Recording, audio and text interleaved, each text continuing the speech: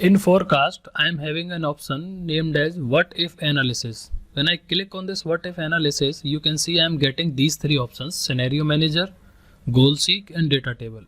Currently, we will see these two, goal seek and data table. We will see this scenario manager later. Now, suppose what I want is I have the totals of each subject for the each student here. Now, suppose in this 268, what I want is I select this Ashish. Suppose I want to give him total numbers as 300 to Ashish.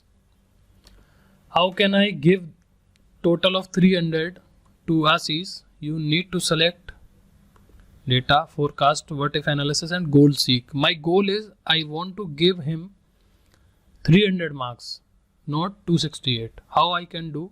Select this cell to value 300 by changing cell.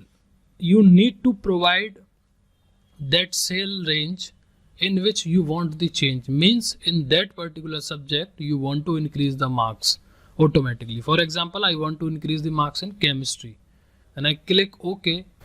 Now this time you can see my value has been changed now. So this is how you can utilize this goal seek option.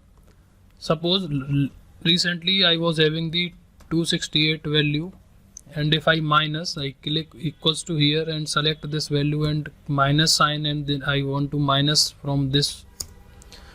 I have 32 numbers or the marks which I have added in this chemistry.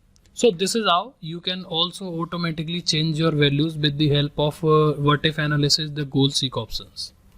If you like this video and the video content, please do subscribe to our YouTube channel so that you can get all the updates, all the future videos and the courses available on this channel. Thank you.